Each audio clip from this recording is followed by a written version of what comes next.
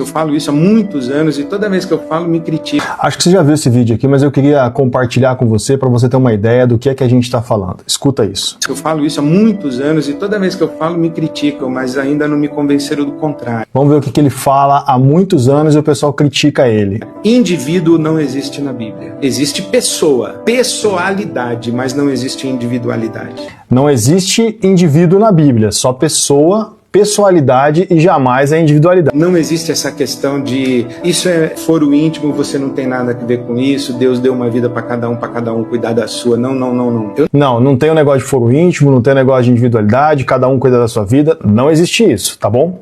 Eu não posso subir no púlpito da minha igreja para fazer discurso de ódio. Ele não pode subir no púlpito da igreja dele para fazer discurso de ódio. Ou seja, ensinar que uma pessoa tem responsabilidade sobre ela mesma, que ela é um indivíduo e que ela deve cuidar da sua própria vida, isso é um discurso de ódio. Incitar a violência. Aliás, isso é incitar a violência. Mas nós não defendemos a liberdade de crença, liberdade de culto, a liberdade religiosa? Defendemos. Nós não defendemos a liberdade de crença, de culto, a liberdade religiosa? Presta atenção.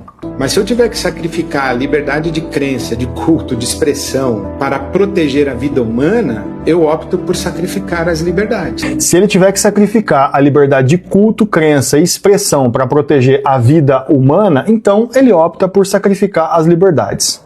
Fique afirmando a sua liberdade individual e você vai ver a praga, a desgraça, a guerra, a maldição que vai ser a sociedade, que é isso que a gente assiste. Se você afirmar sobre a liberdade individual, o mundo vai ser uma desgraça, certo? Ou seja, o problema do mundo é que as pessoas têm liberdade individual.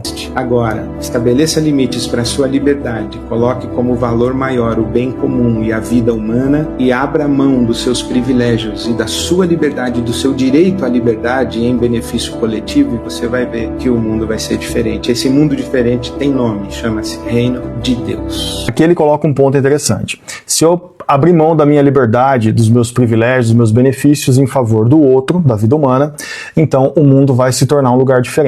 Ok, isso é um ponto de reflexão interessante, podemos pensar sobre isso. Então liberdade tem limites? Na minha opinião, tem. Então ele termina questionando, liberdade tem limites? Na minha opinião, ele diz, tem. Bom, vamos lá, vamos para a reflexão e vamos pensar um pouco sobre isso. A questão que o Ed René coloca, liberdade tem limites? Primeira questão, quando você transmite uma mensagem, muito mais do que você fala está nas entrelinhas daquilo que você não fala. Muito se comunica naquilo que não se fala. E algumas coisas estão comunicadas aqui quando não se fala sobre isso. Precisa fazer perguntas sobre o discurso. A primeira coisa é o seguinte, quem é que decide até onde vai a minha liberdade? Eu tenho que abrir mão da minha liberdade, certo? Quem decide até onde eu devo abrir mão da minha liberdade? É você? Sou eu? Ou é o Estado que decide? Outra coisa, se eu abro mão da minha liberdade, para quem é que eu vou entregar o poder de administrar essa minha liberdade? Veja bem, se eu estou dizendo assim, não, eu vou abrir mão da minha liberdade, do meu direito, quem é que vai administrar o meu direito e a minha liberdade? Quem é que vai dizer para mim, olha Paulo, isso aqui você pode, isso aqui você não pode?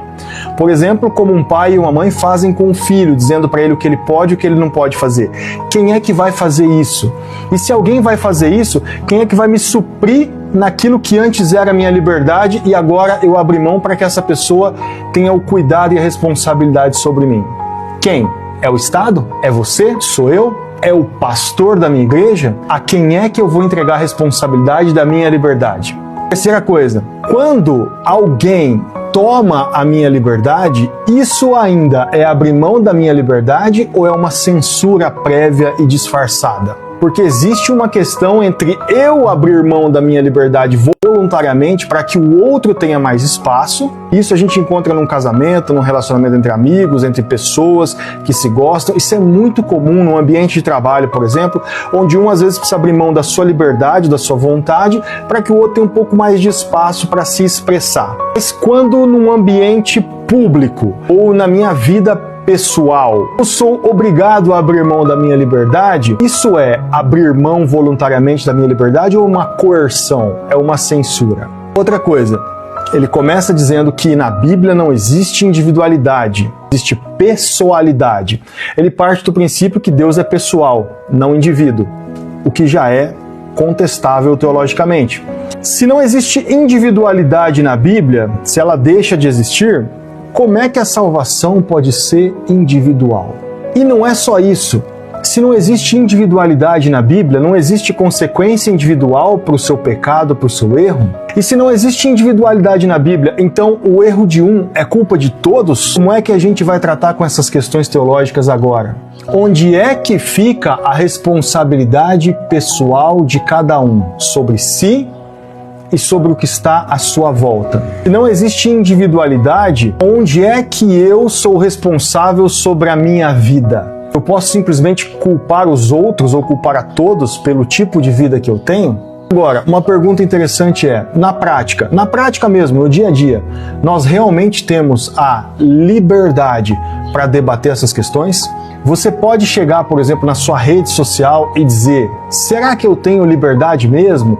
Será que estão me dando liberdade? Será que as pessoas que estão no escalão acima de mim e fazem as leis, elas me dão liberdade para questionar essas leis e para questionar aquilo que elas colocam para mim?